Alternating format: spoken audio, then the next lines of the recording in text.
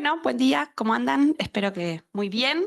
Estamos acá entonces para presentar el libro de Alberto Vergara, Repúblicas Defraudadas. Em, bueno, el orden va a ser el siguiente. Va a empezar Alberto hablando de su libro, 10, 15 minutos, lo que quiera. Después voy a hacer un comentario yo y después un comentario Juan Carlos y después que Alberto reaccione a nuestros comentarios. Bueno, lo presento. Alberto es doctor en ciencia política por la Universidad de Montreal y es profesor en la Universidad del Pacífico actualmente. Escribe también artículos periodísticos para diferentes medios como El Comercio, La República, El País, etcétera. Y no es su último libro, pero es uno de sus últimos libros. Repúblicas defraudadas, ¿puede América Latina escapar de su atasco? Así que te escuchamos y después hablamos nosotros. Buenísimo. Bueno, muchísimas gracias por la invitación. Realmente es un gusto que Juan Carlos y Camila hayan considerado pertinente presentar un libro que ya tiene un par de añitos. Y la verdad es que es un gustazo. Camila es una capa y Juan Carlos tiene la generosidad desde hace varios años que cuando paso por Buenos Aires varias veces me regala un ratito para conversar y siempre es un gusto y un honor, por supuesto. Así que muy agradecido con ambos por participar de esto. Eh, bueno, el libro es un libro, tal vez podría comenzar comentando un poco la naturaleza del libro. Eh, el libro es uno más que diría que es un libro pandémico. Es un libro que surge, que escribo durante la pandemia, encerrado. Eh, y que en realidad responde mucho más a una urgencia personal que a algún tipo de agenda académica particular. En el momento de la pandemia, probablemente todos ustedes se acuerdan, era muy evidente que, digamos, simultáneo a la pandemia ocurren muchas cosas que son transversales a la región, ¿no? Pues la pandemia pegándole a la región de una manera particular en comparación a otras zonas del mundo. Al mismo tiempo, pues habían habido algunos de los estallidos. Había habido estallido desde Ecuador, Puerto Rico, en Colombia 2019, 2021, en Perú había habido el 2020, bueno, obviamente el chileno también. Al mismo tiempo, una serie de elecciones en las cuales se imponía eh, este patrón en el cual los ciudadanos usan el voto más como una tarjeta roja, como un castigo a los presidentes, que como una forma de realmente construir o tener una idea de lo que se quiere. Está más claro lo que se rechaza que lo que se busca construir. Eh, y finalmente, también formaba parte de esta dinámica regional lo que venían recogiendo desde hace un montón de tiempo las encuestas, que es una gran insatisfacción con la forma en que funcionan las instituciones y con una serie de dimensiones políticas, sociales, económicas. Y entonces, claro, de pronto en ese contexto comenzaron a llegar invitaciones para mesas redondas, para revistas, para números especiales, para libros, en que la pregunta se desnacionalizó, la pregunta se regionalizó. ¿Qué está pasando en América Latina? ¿No? En general, los que hacemos política comparada somos como muy dependientes del marco institucional nacional. Tendemos a creer que lo que realmente va a explicar y va a construir diferencias entre los países está casi que de partida. Asumimos que la institución nacional importa. Y aquí me parece que las preguntas que comenzaron a llegar eran todas de carácter regional. Es decir, la institucionalidad nacional no te servía mucho para entender lo que estaba ocurriendo. Y entonces comencé a pensar un libro que intentaba responder a la generalísima pregunta de qué está pasando, ¿no? What's going on, como la canción de Marvin Gaye. Y entonces comencé en realidad a llenar unos archivos en la computadora con distintos temas que me parecía que podían estar alimentando esta situación de este malestar con expresiones en distintas dimensiones, ¿no? Y preguntarnos un poco por qué el malestar. Y claro, desde la academia lo que tenías es que, digamos, las respuestas a por qué podía estar eh, produciendo ese malestar venían muy compartimentalizadas en términos de las disciplinas universitarias, ¿no? Los economistas te iban a hablar de trampa de ingresos medios, también desde una mirada más de economía política es como se acabó el boom de los commodities de los años 2000, y entonces eso evidentemente por distintos mecanismos causales, puede, qué sé yo, exacerbar la frustración, expectativas no conseguidas, en fin, ¿no? Luego, por el lado más ciencia política, evidentemente, usualmente el sospechoso común es instituciones democráticas. No representan, no son capaces de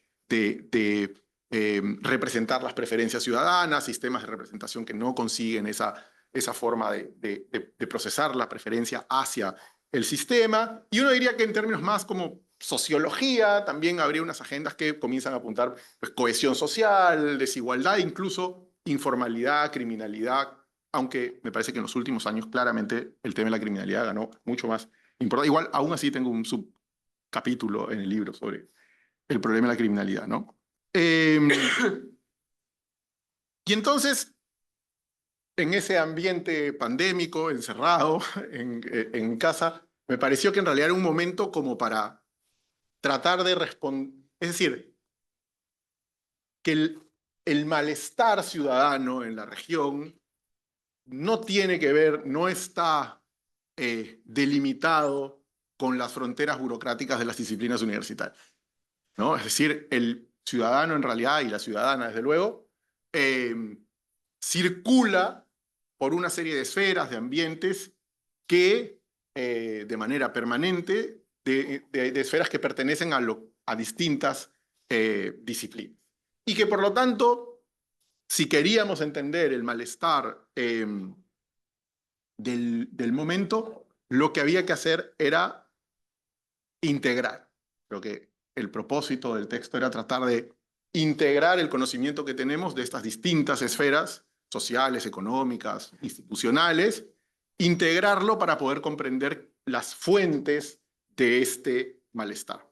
Y obviamente para hacer eso hubo una elección muy relacionada a eso, que era cuál es el género de este libro. Y este libro es un ensayo, ¿sí? No es un texto estrictamente académico, no es, yo diría, un libro académico, aunque mis amigos dicen que cuán académico seré, que creo que no es un libro académico, pero es un libro de ensayo, que lo que trata es de ensayar la posibilidad de integrar el conocimiento que proviene de distintas disciplinas, que observa distintos ámbitos de la vida social, que además creo que en las universidades estamos obligados también a producir un tipo de conocimiento que sea capaz de hablarle a la ciudadanía, ¿no? Yo, a mí la gran exponente de esa preocupación, creo que no solamente tenemos, me parece que la universidad no está solamente para producir papers que leen 4 sabios en Estados Unidos, también creo que tenemos la obligación de producir conocimiento para la discusión pública de nuestro país. Y eso, de alguna manera, el género que puede hacerlo es el ensayo, como el paper del pueblo, digamos. Entonces, la vocación del libro es esa, es la de ensayar un ejercicio de integración para poder comprender qué es lo que estaba ocurriendo en la región en ese momento y que está ocurriendo hasta ahora, digamos, porque creo que alguna validez tiene que tener. Y entonces, claro, por más que sea un ensayo y por más que el propósito sea integrar, uno no puede hacerlo simplemente, digamos, no puedes hacer una sumatoria de temas, de dimensiones, porque termina no teniendo ningún sentido. Necesitas un vocabulario común desde el cual ensayar esta integración de temas, y entonces ahí aparece como dispositivo teórico lo republicano como algo que puede ayudar a organizar esa reflexión. Y aparece lo republicano, que lo uso, yo diría, como en 2 sentidos. De un lado, como herramienta, porque es claramente una herramienta para poder organizar el diagnóstico de la región y definido de una manera como muy centrada, sobre todo en, digamos, la posibilidad del autogobierno, un régimen de ciudadanía, una forma particular, una forma de administrar lo público republicana, no entro a todo eso, pero esta combinación de elementos y tratar de recuperar una forma sustantiva de entender lo republicano como lo antiestamental, ¿no? Que, digamos, porque en muchos países, la Argentina, Lo anti, estamental. repetirlo, desarrollarlo. Es una palabra antiquísima. Lo antiestamental. ¿Qué quiero decir con lo antiestamental? Te tomo examen. Exacto. Creo que es una obligación, una medio pedagógico. Sí, lo antiestamental como el sentido de que es que tal vez previamente es bueno construir la oposición, el contraste en muchos países de América Latina, en la gran mayoría, en realidad en ese sentido Argentina y Uruguay son una excepción, son países donde lo republicano, el vocabulario de lo republicano, la palabra república, el republicanismo, tiene un sentido en la discusión pública. Tú dices lo republicano en Argentina y Uruguay, la gente entiende de qué estás hablando. En el resto de América Latina, en la mayoría de sitios, la república, lo republicano, pasó a ser casi que nada más que ese régimen que no es una monarquía. ¿Sí? Pero la dimensión más sustantiva se perdió, o en algunos casos quiere decir una cosa un poco solemne, los próceres, el mármol de las instituciones, una versión más bien descafeinada y de lo republicano. Entonces, lo que trata el libro de hacer es, a través de esta mirada de distintas esferas de lo republicano, es recuperar lo antiestamental. ¿Qué quiere decir lo antiestamental? Es la posibilidad de un orden político y social en el cual los objetivos de vida de los individuos no están decididamente influenciados por condiciones de nacimiento, sino que en realidad hay un orden político, social, económico que permite que los agentes sean capaces de desarrollar, tengan la posibilidad, nadie puede asegurar que eso, no hay ningún orden que podría asegurar que todos podamos construir exactamente lo que queremos, pero sí que tengamos la perspectiva verosímil de conseguirlo. Y entonces eso es lo antiestamental. Necesitas un orden republicano que permite que los agentes puedan cumplir con alguna de esas cosas. De hecho, en varios de los comentarios que han surgido sobre el libro, una cosa que siempre es que es como una mirada republicano liberal, ¿no? Hay una preocupación por el individuo, no es el republicanismo en sus versiones más colectivas, es cierto, pero creo que efectivamente desde el origen está lo republicano como lo antiestamental. Y entonces ahí el libro lo que hace es mirar tres ámbitos. ¿Okay? Es como la república necesita de un tipo de agente que es el ciudadano, ciudadana, que es un capítulo, para dar una idea del ensayo, que lo construyo con dos películas importantes latinoamericanas, de hecho una es Argentina, la historia oficial, y el otro es Roma de México, y eso me permite construir un poco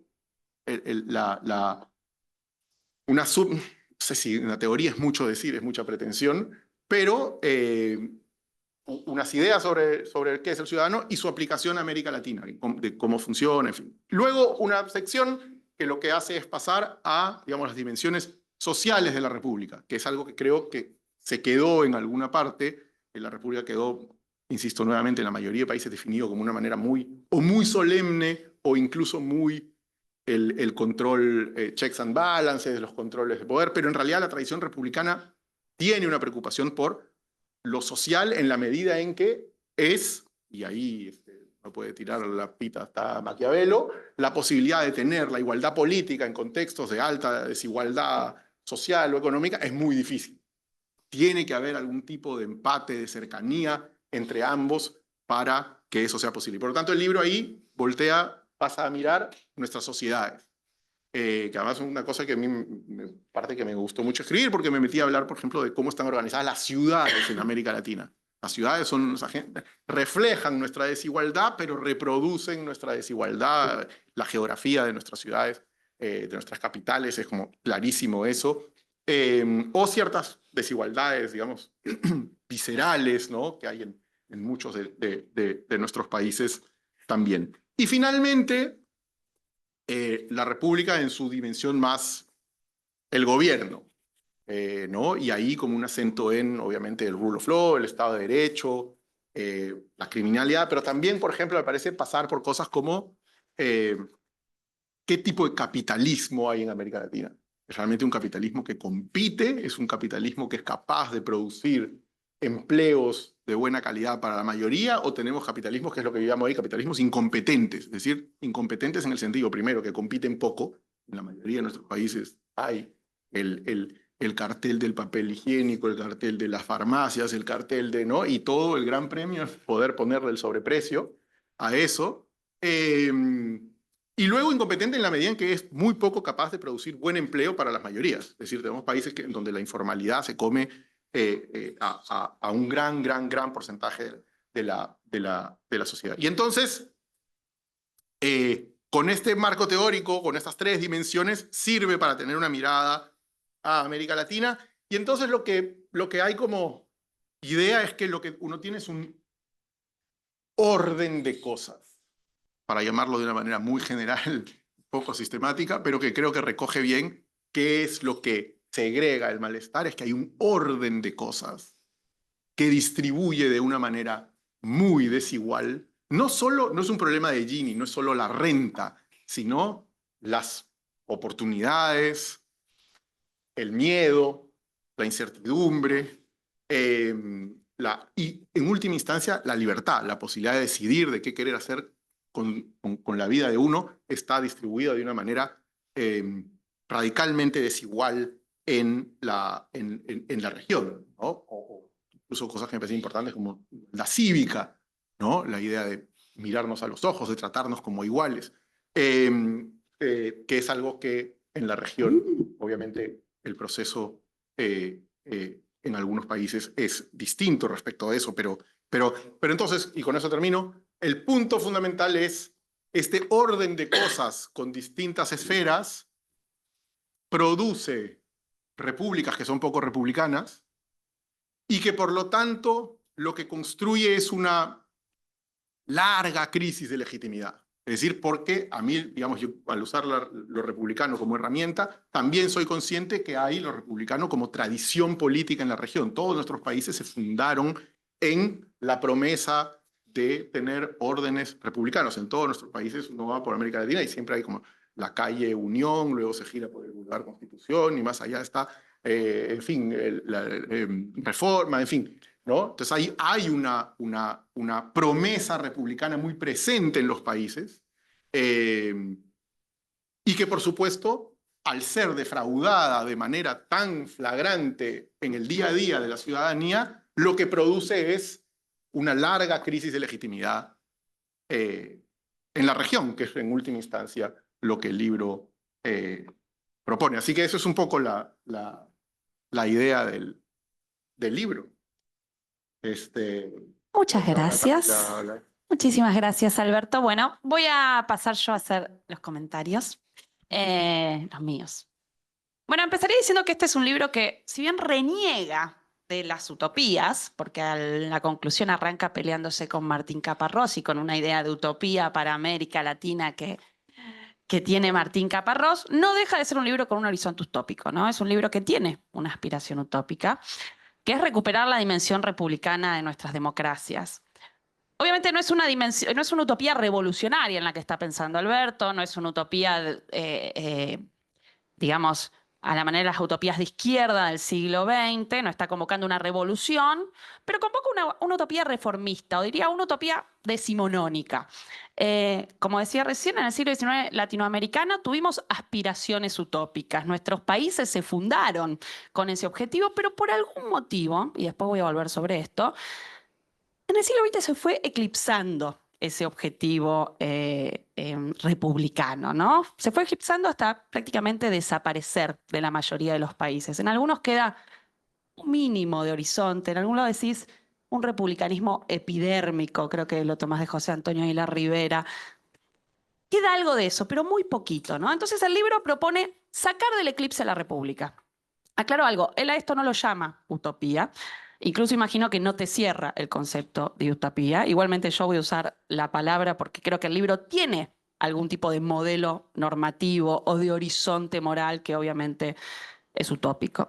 En este proyecto social y político del que habla Alberto, diría, porque me voy a argentinizar y porque es lo que más conozco, porque, bueno, es así, hay algo de utopía sarmientina, ¿no?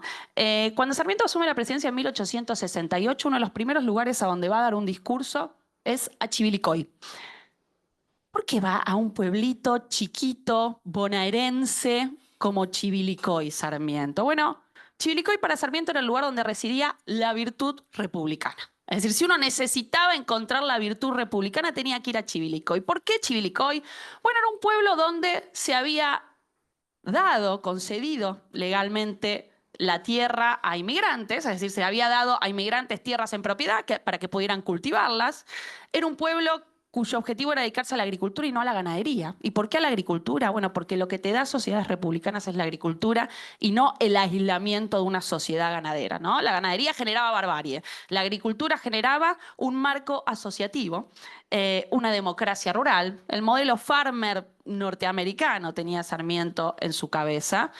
Y ahí se fundaban pueblos, pueblos donde la gente se asociaba, ¿no? Donde se podía desarrollar esa virtud republicana, donde las personas iban a la escuela, al club, al municipio, se encontraban en las plazas, intercambiaban, iban a los cafés, ¿no? Entonces, en esos espacios la gente sociabiliza y desarrolla esa virtud republicana en la que habla Sarmiento. En ese discurso Sarmiento dice, voy a leer una partecita, dice, he aquí el gaucho argentino de ayer, que era la barbarie, con casa. Cambió la cosa. El extranjero domiciliado. Chivilcoy es una muestra de lo que pueden las ideas.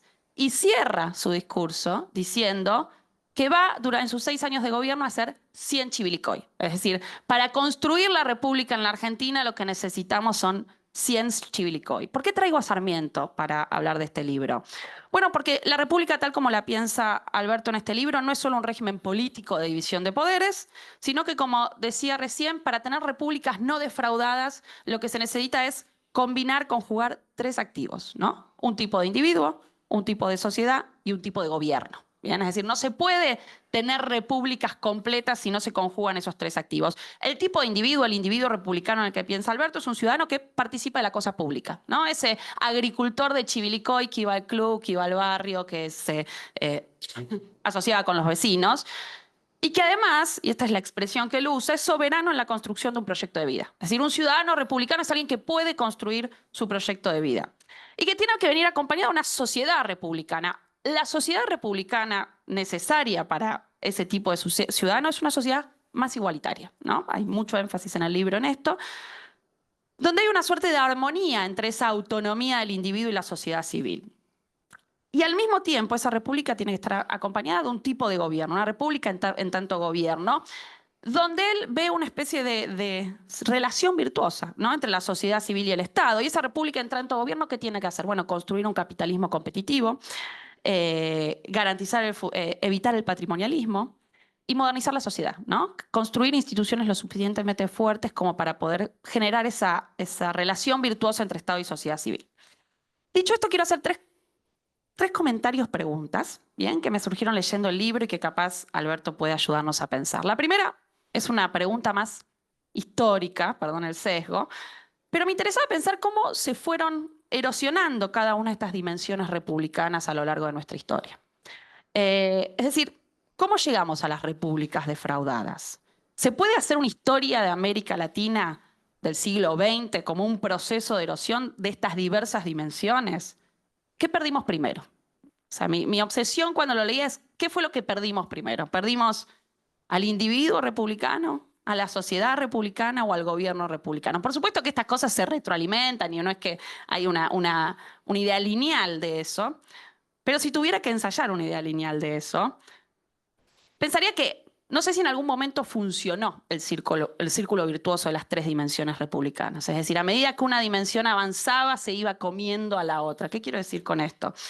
Me parece que estas dimensiones, si bien en el siglo XIX estuvieron todo el tiempo dando vueltas, y perdón, lo voy a argentinizar porque conozco más la historia argentina, pero me parece que aplica a varios países. Parece que aplica en parte a Brasil, a México, se podría pensar en estos términos.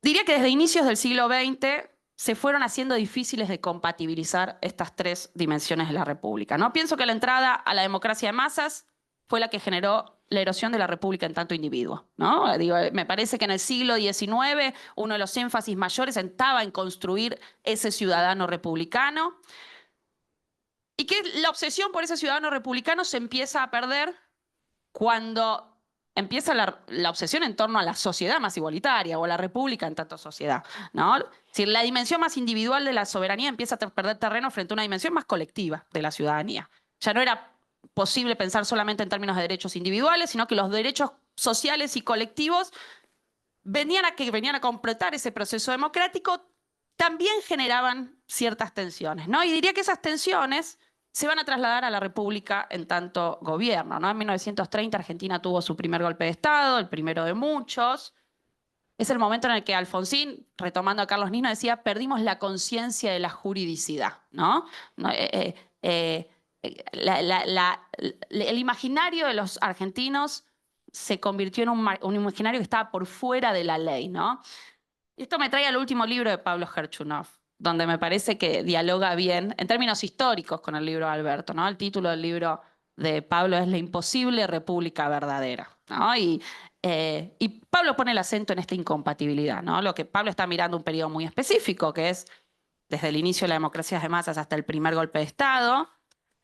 Y lo que él dice es que hay una parte de la sociedad y del arco político que nunca pudo procesar la entrada en una república verdadera de ciudadanía universal masculina. Es decir, que hay todo un arco político que el nacimiento de la república verdadera tenía el germen de su erosión, ¿no? Nunca iba a ser posible esa república verdadera. Entonces, me pregunto, ¿cómo ves vos, ¿no? Estas dimensiones, o más en un marco latinoamericano, a nivel más de largo plazo? Y esto me lleva a la segunda pregunta o comentario, que está relacionado con las dificultades para compatibilizar las dimensiones republicanas de las que hablas. Es decir, cuando uno lee el libro tiene la sensación de que la manera de salir del estancamiento es recuperar la república en esos tres planos, el individual, en la sociedad y en tanto gobierno, que necesitas los tres para que la cosa funcione. No te alcanza con uno de esos tres planos. Y que si uno logra esos tres planos, puede lograr una suerte de círculo virtuoso, ¿no? Es decir, podés tener ciudadanos autónomos con capacidad de decidir su proyecto de vida, instituciones fuertes y representativas y una sociedad más igualitaria. Me parece que el argumento tiene sentido en un plano lógico o teórico, pero que en algún punto, por momentos, minimiza las tensiones irresolubles entre esos tres planos. Y pongo dos ejemplos de incompatibilidades que a mí me parece saltan un poco a la ficha. La primera incompatibilidad, y esta es un poco obvia, pero es la incompatibilidad entre un ciudadano republicano, entendido como un individuo soberano de su proyecto de vida, porque esa es tu idea de ciudadano republicano, que obviamente es difícil de compatibilizar con la república social. Es decir, las tradiciones políticas latinoamericanas que enfatizaron la necesidad de sociedades más igualitarias, de la democratización del bienestar, de lo que en algún momento habló Juan Carlos Torres, son tradiciones que tendieron a diluir la importancia del individuo como tal en esa sociedad, ¿no? Pienso obviamente en gobiernos populistas que ponen atención en la equidad, los derechos colectivos, pero para los cuales el ciudadano republicano, tal como vos lo entendés, era un obstáculo a la concreción de esas sociedades más igualitarias. Entonces, en la práctica parecía que había que priorizar, ¿no? Tenés que elegir. ¿Querés ciudadanos republicanos liberales o querés sociedades igualitarias? Y esa tensión me parece que también se ve en las dificultades que hay en la historia latinoamericana en relación con el pluralismo, ¿no? Vos le das un lugar central al pluralismo para poder pensar en estas repúblicas. Yo diría que la historia de gran parte de los países latinoamericanos es la historia de una negación recíproca de la legitimidad, ¿no? Eso lo usaba Alperín para describir Argentina, pero me parece que aplica para gran parte de nuestros países. Pongo un ejemplo capaz extremo, pero lo quiero sacar de tu libro, el ejemplo, ¿no? De esta tensión entre ciudadano que elige su proyecto de vida y la república en tanto sociedad o gobierno, ¿no? Como decías recién, vos agarrás la historia oficial, ¿no? Para hablar de la república en tanto individuo.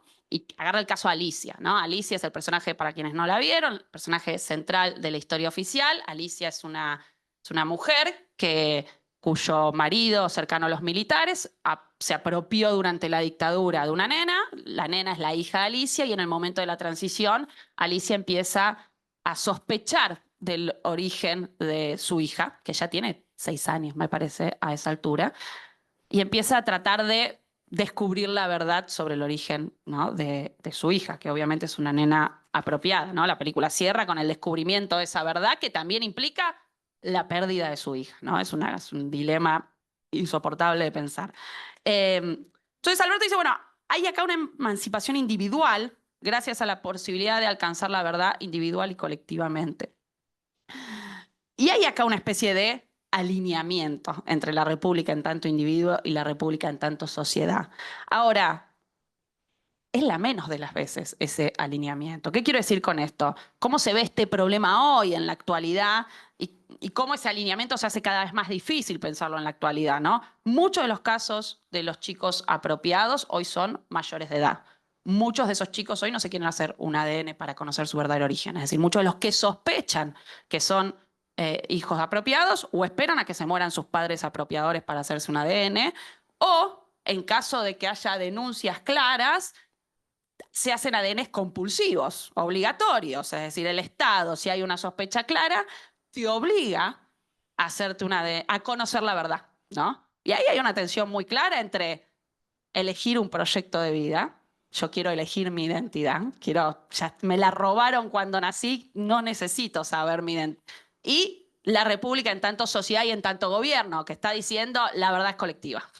Y lo colectivo se va a imponer a la verdad, ¿no? Entonces me parece que hay ciertas como incompatibilidades muchas veces, ¿no?, entre estos dos planos de la república. La segunda incompatibilidad diría que es la incompatibilidad entre una sociedad republicana y equilibrio macroeconómico. Esto también es muy argentino, perdón. Es decir, la incompatibilidad entre una sociedad republicana y un capitalismo competitivo, si se quiere, ¿no? La sociedad republicana es una sociedad con aspiraciones igualitarias, ¿no? Juan Carlos tiene un ensayo maravilloso sobre esto que está por salir en Prismas, y su libro también de Mar del Plata, ¿no? Pero digo, tenemos una sociedad con una pasión igualitaria que está permanentemente demandando, ¿no? El dilema del siglo XX es cómo compatibilizar un crecimiento económico con una sociedad que participa del espacio público, que demanda y que por lo general pide más de lo que produce, ¿no? Entonces hay ahí una incompatibilidad entre esa sociedad republicana y la capacidad de garantizar ese capitalismo competitivo. Para cerrar, me gustaría volver al inicio del comentario, la cuestión de la utopía, ¿no? ¿Cómo recuperar el anhelo republicano? ¿No? ¿Cómo entusiasmar con la república? Porque a mí o sea, yo claramente soy team republicana, soy sarmientina, o sea, normativamente acuerdo con todo, ¿no? Entonces, una de mis preocupaciones más normativas y ciudadanas es, bueno, ¿cómo entusiasmamos con esto, ¿no? Vos en algún momento del libro decís, la democracia no alcanza para entusiasmar ciudadanos. Probablemente, ¿no?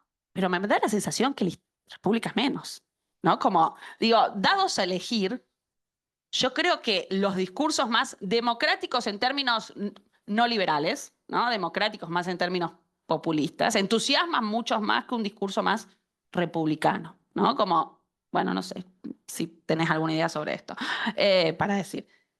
Pero lo que quiero destacar del cierre de tu libro es la manera en que vos proponés recuperar la república, ¿no? Vos decís, se tienen que dar 2 condiciones, pluralismo y reformismo, ¿no? La primera, 2 condiciones que suscribo. La primera requiere evitar los extremos, ¿no? Despolarizar, la cuestión del pluralismo. Difícil, ¿no? Nos cuesta, somos sociedades donde nos ha costado a lo largo de nuestra historia procesar el pluralismo. La segunda requiere evitar la refundación o las aspiraciones revolucionarias, ¿no? La cuestión del reformismo. Los comienzos de cero. Alberto, yo diría que es algo así como un burkeano de matriz republicana, ¿no? Es con la historia con la que hay que reformar y no contra la historia que hay que producir esa transformación, ¿no? Diría, Sarmiento quería hacer repúblicas en el desierto y Alberto quiere revivir un anhelo republicano en democracias cada vez más fragmentadas, patrimonialistas y desiguales, ¿no? Parafraseando a Bolívar, que decía que quien sirve a las revoluciones arde en el mar, ¿no? Quien sirve a la república, por momentos, arde en el mar. Aún así creo que vale la pena sostener ese anhelo republicano. Creo que hay que tener en el horizonte ese anhelo republicano que implica reformismo y pluralismo, porque si no resignarse sería resignarse al estancamiento. Gracias. Bueno, muy bien.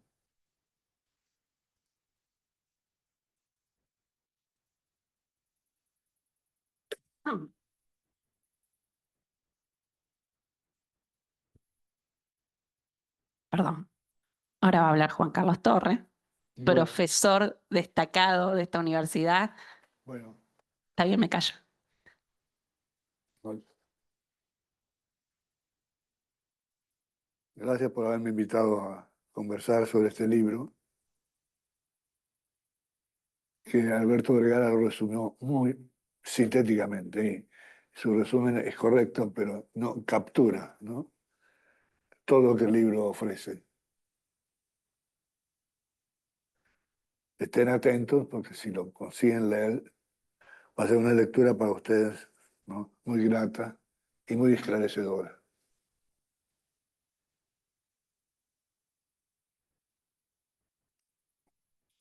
Él dice que escribió el libro en la pandemia. Yo también escribí un libro en la pandemia. Fíjense, en general la pandemia para todo el mundo está asociada al drama. No, para él y para mí está asociada al placer.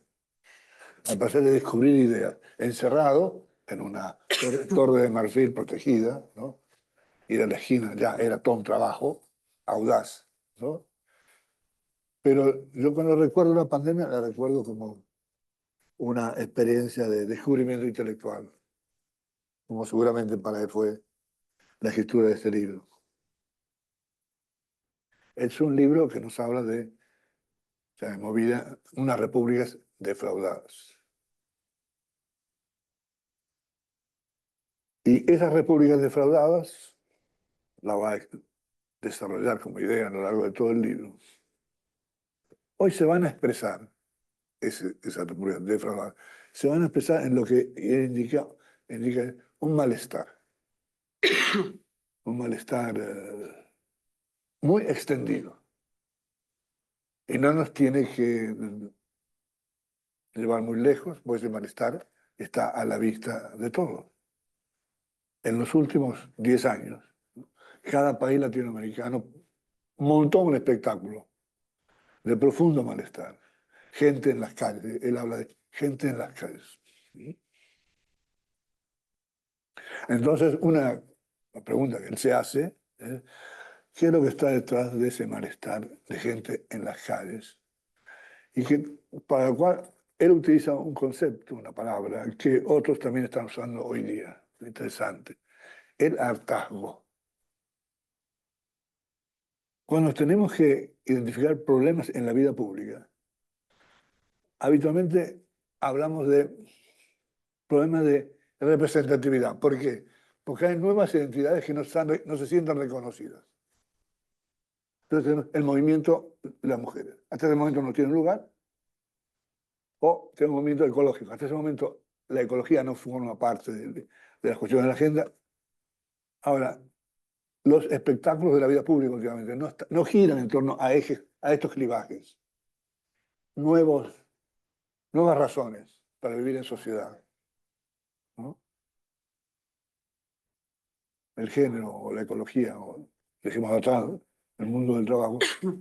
Lo que espectáculos están montando en los países latinoamericanos es una sensación irresistible de malestar, el hartazgo. Entonces se pregunta Alberto, ¿qué es lo que está detrás? El libro se dedica a identificar una perspectiva, los ideales republicanos, y unas ventanas para entrar a lo que está detrás. En el plano de la sociedad, en el plano de los gobiernos, en el plano de los individuos. Camila ha revisado esta propuesta y ha hecho una pregunta, ¿no? ¿Cómo se procesó históricamente ese esta descomposición de los ideales republicanos en el plano de la sociedad, en el plano del gobierno, en el plano de los individuos. Colocó una pregunta en clave histórica. ¿Cuándo fue? En un punto, colocando el acento sobre los ciudadanos, dije, ¿saben qué? Hipótesis de la democracia en masas es deletérica para la existencia de un ciudadano que aspira a un autogobierno.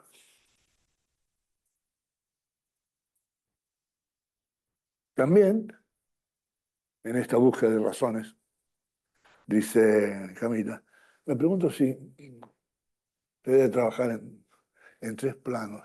¿Qué compatibilidad hay entre unos y otros? Esta es otra pregunta que coloca ella.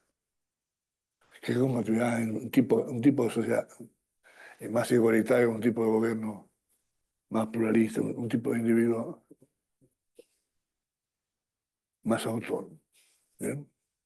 Entonces, las dos cuestiones que ella coloca fue cómo se procesó históricamente, a dónde estaba la compatibilidad entre esas distintas esferas, para cerrar en un ideal republicano. Yo no me voy a ocupar de eso. Yo me voy a ocupar de otra cosa. Lo que tenemos por delante, nos dice Alberto, es un estado de malestar. Y lo busca sus claves, como decía recién, en qué ha pasado en estas distintas dimensiones de la vida, que es la sociedad, la política, el gobierno. Entonces ahí digo, ahí entro yo. Dice Alberto, cubriéndose. Mi intención no es explicar estas movilizaciones per se. No quiero dar cuenta de este hartazgo en sí mismo, ¿bien? Sino que quiero ver qué es lo que tiene por detrás. Bueno, yo ahí me meto en el medio, porque me interesa, ¿no? Lo que lo ha incitado a Alberto a escribir ese libro, que es este estado de hartazgo generalizado. Entonces, si me quedo en lo que él dice, yo digo que efectivamente tiene razón. Hay condiciones necesarias para la gestación de este estado de cosas. Esas condiciones necesarias él las ubica, ¿no? Decía, en el plano de la política, en el plano social. Algo ha pasado ahí. Algo ha pasado ahí. Ahora bien, pero a la hora de dar cuenta de el fenómeno que tenemos por delante, que es el hartazgo o el malestar, esa sensación de malestar indefinido. Quiero marcar este punto porque él lo va a subrayar, ¿no? Lo que hay es gente con bronca en las calles, no hay gente detrás de, ¿no? Una nueva visión de las cosas. El derecho de las mujeres, el derecho a un medio ambiente saludable. No, es simplemente bronca, ¿bien? Entonces, él menciona condiciones necesarias para que ocurra ese estado de cosas. Yo digo, faltan condiciones suficientes. Y aquí quiero introducir una dimensión que encaja bien, ¿m? Dentro de esta visión panorámica que nos ofrece Alberto Vergara sobre las transformaciones de la sociedad. Y digo, a ese efecto, entre las condiciones suficientes están las que habría que agregar. Una muy importante, y que va al encuentro de la aparición de este fenómeno, que es la expansión de lo público. La expansión de lo público por obra de este increíble, discúlpeme este énfasis octogenario, expansión de los medios de comunicación. Hoy día se agrega, y de las redes sociales, que tienen un impacto deleterio. ¿Por qué? Porque exponen. ¿Bien? Porque exponen como nunca antes la vida pública al mundo, a la gente. No hay manera de encubrirse. Estos medios de comunicación han corrido un velo. Y cuando se corre el velo, atención, ajustense los cinturones. América Latina vive convulsionada, ¿no? Quiero, para redondear esta frase, traerles a ustedes una que encontré hace poco, escribí en un texto, una frase de Alexis de Tocqueville. ¿Bien? ¿Qué nos dice este señor? Entre tantas maravillas que ha dicho. Cuando las diferencias entre sectores sociales son muy grandes y son de larga data, grandes y de larga data, ¿bien? La gente suele resignarse a ese estado de cosas o sobrelleva mal ese estado de cosas con una suerte de rebeldía solapada. ¿Bien? Pero cuando por obra de cambios estructurales la sociedad se mueve y los estratos sociales se aproximan más que otros, uno más que otros, ¿no? Están más cerca, entonces esas desigualdades se soportan menos. Se soportan mucho menos. Los contrastes son intolerables. Con esa idea en la cabeza de una sociedad que se mueve, yo quiero hablar del impacto que tienen los medios. Ya no estoy hablando de una sociedad que se mueve, quizás para estar en la línea, en la visión de Alberto, una sociedad estancada, en aguas estancadas, ¿no? Es el impacto de los medios en unas sociedades estancadas que exhiben ahora, ¿no?, en forma flagrante el paisaje de la inequidad. El papel de la exposición pública es un estado de cosas que genera, los puntos, este malestar. Pues interesante, cuando se hace la lista de los estallidos, comienzan registrándose en los últimos 15 años. Pongan 20 años. Los puntos 20 años, 20 años no había internet. No había el teléfono. Hoy ya el teléfono es el medio más divulgado en todas las sociedades. Y ese teléfono expone, decía, este estado de cosas inequitativo, a espaldas de los ideales republicanos.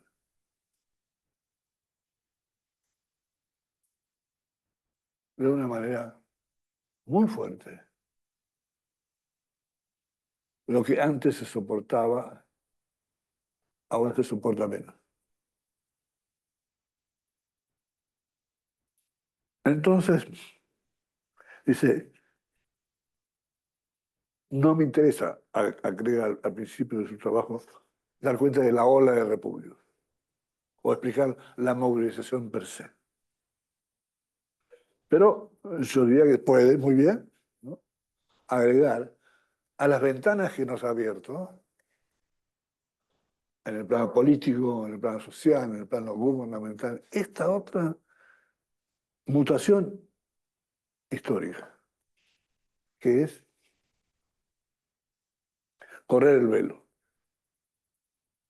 Cuando se corre el velo, ¿no?, se ve de forma más flagrante, ¿no?, decía, cuán defraudadas son las promesas de la República, que él coloca, ¿no?, como la perspectiva de lo cual observa la realidad. ¿Bien? Porque las frustraciones de la República son de larga data, no son de ayer. Y el estallido es de corta data. es más reciente. Los países han sobrellevado esa, por vía de las razones que sean, por ejemplo, las que evoca Camina, esa erosión de las condiciones de posibilidad, ¿no?, de una república. Las han sobrellevado de una manera u otra. Bien. Para llegar a este punto, que es el estado de convulsión. Este es un estado de convulsión distinto, ¿no? Un estado de convulsión que, como bien agrega Alberto, penaliza a quien esté en el poder, sea de izquierda, sea de derecha. Todo el mundo pierde. Esta idea de todo el mundo pierde me parece también muy reveladora, porque nos indica, ¿no?, la conmoción que se vive. Entonces, esto en cuanto a, digamos así, el 80% del libro. Mis comentarios sobre el 80% del libro, que es agregar un factor distinto. Al final del libro, me queda el 20%, ¿no? Aquí Alberto, ahí sí, cambia de género, toma la palabra como intelectual público y dice, ¿qué se puede hacer? ¿Qué se puede hacer en ese estado de cosas? Digamos así, aquí cobra toda su fuerza la idea del ensayo, ¿no?, como instrumento de intervención política.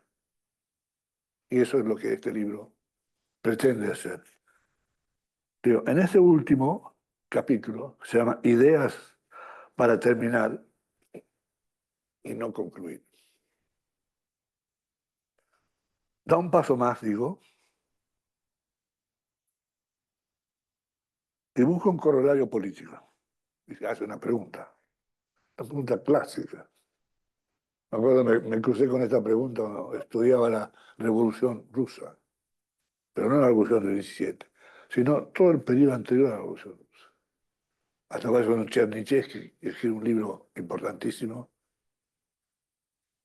10 años antes, y escribió un libro que se llama ¿Qué hacer? Lenin González, esa misma palabra. ¿Qué hacer? Entonces, Vergara dice, ¿qué hacer? ¿No?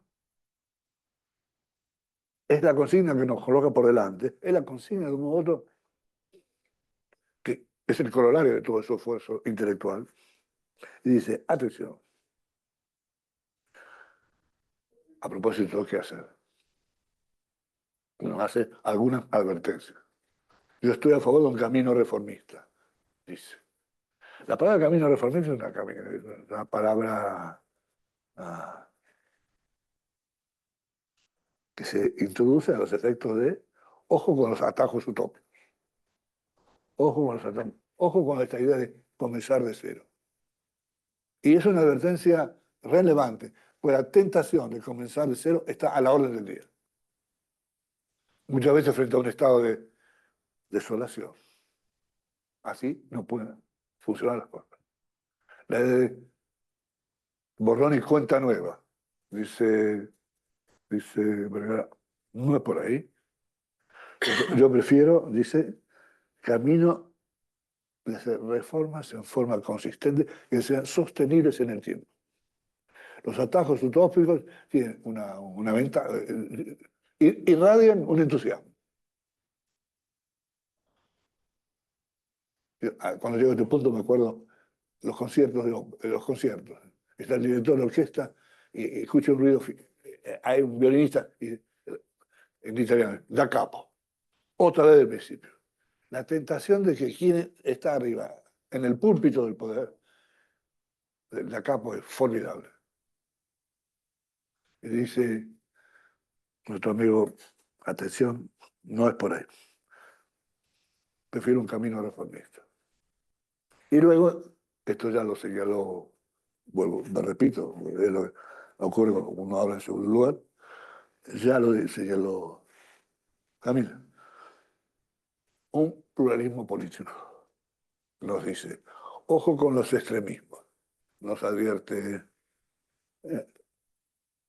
porque los extremismos, ¿no?, abre la puerta a la polarización, y la polarización extrema pone en peligro la vida democrática.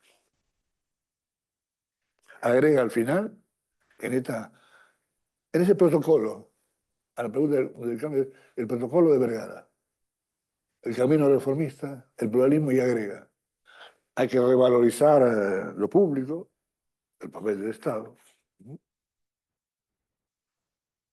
Y con esta hoja de ruta nos lleva hasta el final del libro. Dice, para concluir, pero no terminar, efectivamente, porque nos deja la pelota picando ahí. ¿Qué hacer con estas instrucciones? Miremos al individuo, porque en todo caso este protocolo tiene un destinatario. Entonces ahí Vergara dice, miremos al ciudadano. Pero enseguida, una vez que dice, miremos al ciudadano, agrega un warning, una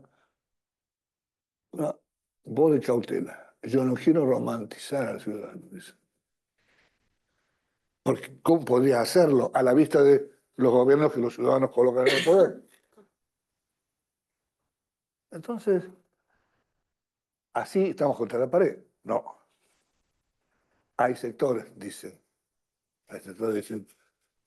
Alberto Vergara, que son dignos, ¿no?, de encararse, de ser vistos como una fuerza regeneradora.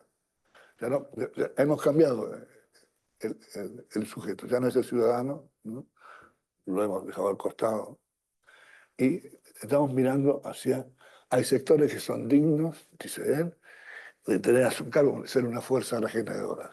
Bueno, yo ahí hago también un aporte, mi contribución, digo, estamos hablando de minorías democráticas. Hay que colocar el ojo en las minorías democráticas. El actor que importa no es el ciudadano común, porque tiene prioridades más urgentes, uno diría, un producto de la democracia de masa. El ciudadano de la idea republicana es un ciudadano 24 horas por 24 horas, 24 por 7, se dice ahora. No, no.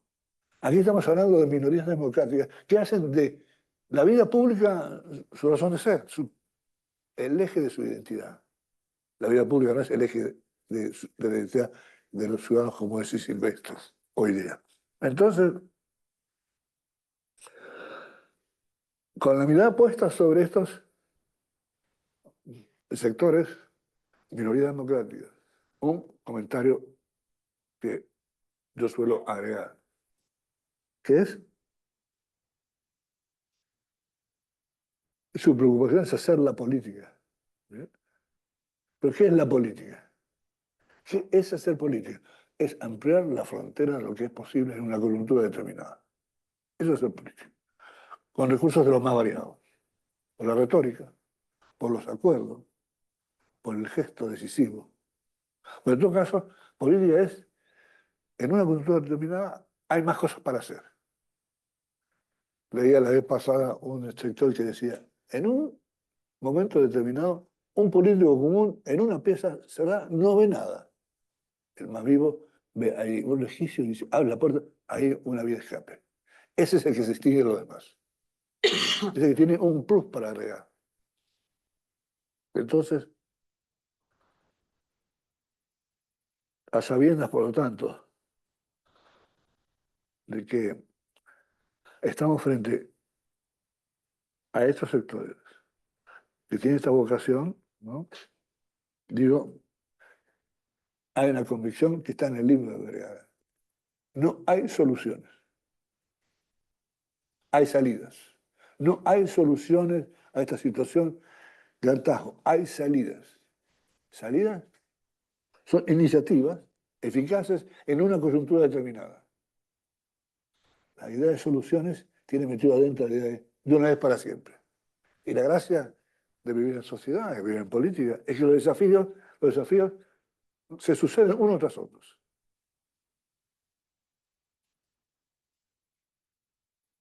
A lo más que podemos aspirar es, con inteligencia, salir del paso.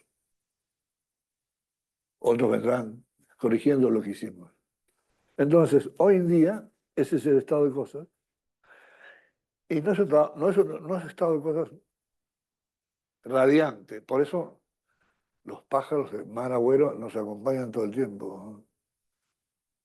Los vemos por delante y dicen, sí, el pesimismo es la consigna más sensata. Es la consigna adulta.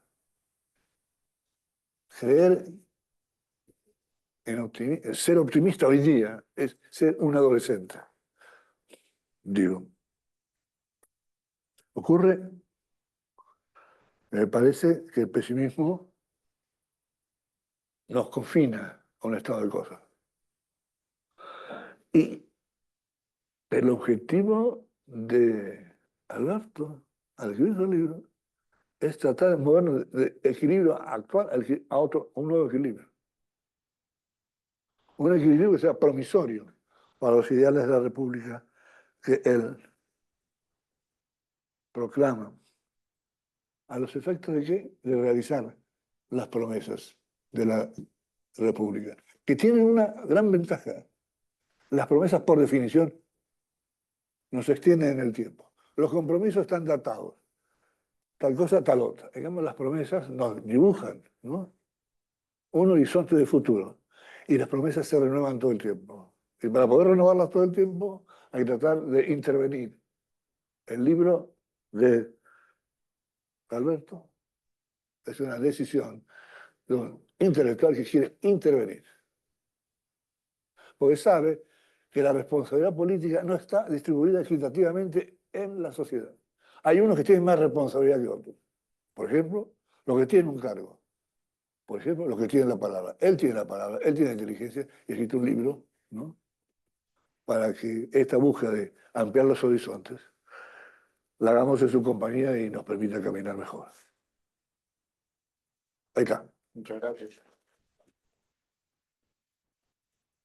Bueno, no sé si quieres decir algo. Eh, No estás obligado. no, sí, primero, bueno, primero agradecer la lectura estupenda de ambos. Eh, eh, sí, creo, comenzando con lo último, realmente comparto plenamente la idea creo que el libro tiene eso, el libro permanentemente, tenía un amigo que me decía, el libro no llego a saber si es optimista o pesimista. Como momentos en que estás vendiéndonos, en realidad esto se puede recuperar y de pronto llega un capítulo en que dices, bueno, mucho no, hay que aceptar que, que, que las cosas no van a ser como uno quisiera y que por lo tanto finalmente la política es también crear unos modus vivendi que te permiten pasar a otra cosa. Sí, y efectivamente es un libro de intervención y que aun cuando al final ambos lo han rescatado, plantea como una hoja de ruta, ha dicho Juan Carlos, cuál es mucho término para lo que pretende, pero claro, no es un libro que pretende realmente aterrizar, digamos, las dos categorías estas de reforma y pluralismo, finalmente requerirían de un trabajo muchísimo mayor si que quisiéramos convertirlo en propuestas concretas de policy respecto de estas cuestiones o cómo alterarlo, ¿no? Y que en ese sentido yo efectivamente es un libro mucho más interesado por las posibilidades de mejora que por horizontes utópicos, como decía Camila, aun cuando efectivamente la idea de promesa que está en el libro y la idea de un proyecto grande y de una densidad histórica como lo republicano, inevitablemente tiene unos filamentos que en su pretensión y en su capacidad de sobrevivir en el tiempo, inevitablemente tiene ese anhelo, aun cuando, digamos, en una discusión desde la política como esta es menos eh, explícito, probablemente. Um, y, Y luego algunas cosas de lo que decía Camila, que me parece que es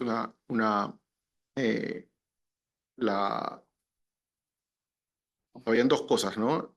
Una que me parece que creo que es una pregunta muy desde el Río de la Plata, muy, que es que ¿cuándo se comenzó a perder esto?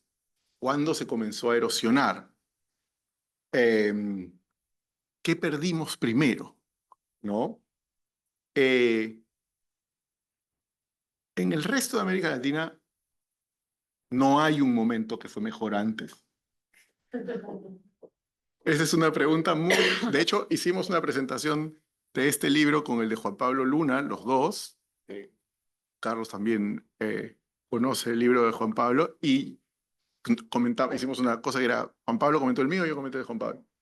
Y yo le decía, en tu gramática, en tu escritura, Juan Pablo es uruguayo. Juan Pablo es uruguayo, hay un tono de cono sur, en el sentido de, agarras el capítulo del Estado y dice, porque hay un momento en que el Estado se comienza a desmontar, no sé qué.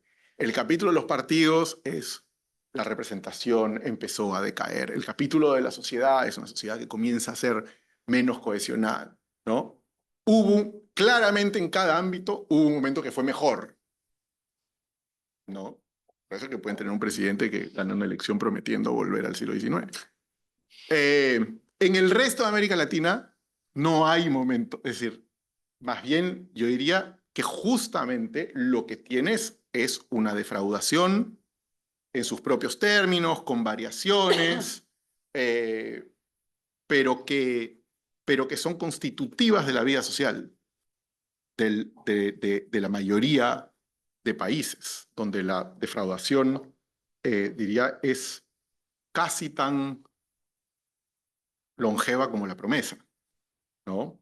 Y entonces, creo que eso es lo primero. Y lo otro es que estoy totalmente de acuerdo y creo que el libro es cierto que no pretende resolverlo, pero porque creo que es casi que el punto de partida de mi aproximación a esto, de la política como posibilidad, como posibilismo, en fin, es que efectivamente está todo esto lleno de tensiones, es decir,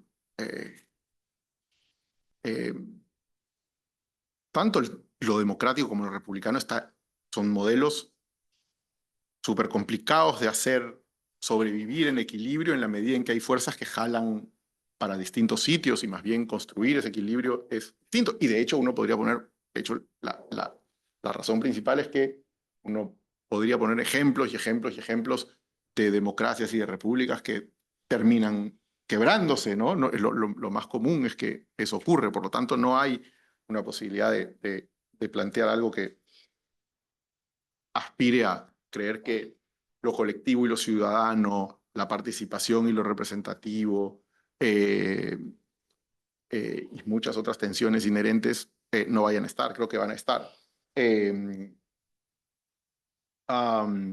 Sí, y sí, y creo que finalmente, donde estoy totalmente de acuerdo, y creo que el libro trata de eso, y creo que es un problema nuevamente transversal a la región, que es el que has dicho tú, el de el, el rechazo a reconocer la legitimidad del otro para ser un igual político, por lo menos, ¿no? Creo que eso es, que creo que en general también se deriva de si la ley no produce un ámbito de trato igualitario desde lo legal, es difícil que la sociedad y lo político pueda construirlo de manera sin que eso exista. Pero sí, o sea, la negación de la legitimidad. De hecho, en el Perú, el APRA, el gran partido populista peruano surgido en los años 30, el, eh, el lema fundamental del APRA es solo el APRA salvará al Perú. Y en los mítines apristas se dice SEASAP, que son las iniciales de ese lema. Solo el APRA salvará al Perú. Es lo más antiplural, o sea, el resto no puede, no está capacitado para... Y en general creo que uno puede encontrar eso en muchos de nuestros países. Entonces, creo que ahora, con todo, y con esto termino, creo que uno puede encontrar experimentos en los cuales no se da con probablemente la utopía definitiva y final, pero en los cuales uno puede decir, las cosas fueron mejorando. Creo que una cosa que es importante es el progreso no solo es tener bien identificado hacia dónde quiere uno ir y acercarse hacia ahí, lo cual obviamente es una versión del progreso, pero en muchos de nuestros países el progreso también es simplemente alejarte de un equilibrio en el que estás. Y este libro lo que trata de plantear, antes que nada, antes que una hoja de ruta, antes que unas propuestas concretas, es la recuperación de un tipo de preocupación política que te permita alejarte de esos equilibrios perniciosos que dominan en la mayoría de nuestros países. Esa es su preocupación. En ese sentido es un libro, una preocupación muy política. Su preocupación principal no es efectivamente necesariamente institucional o de economía política, sino una preocupación por reintroducir en el debate público los criterios desde los cuales tener una discusión que te aleje, insisto, de esos equilibrios contemporáneos. Así que bueno, eso es un poco. Muchas gracias. Muy bien. Preguntas, comentarios, ¿alguien quiere hacer? Son bienvenidos. Y si no, vamos acá. ¿Nadie? Bueno, les agradezco mucho a todos por venir. Te agradezco, Alberto, No, gracias a por ustedes. Muy acercarte agradecido. a este lado del Río de la Plata y a Juan Carlos por los comentarios. Bueno, muchas gracias. Nos vemos pronto.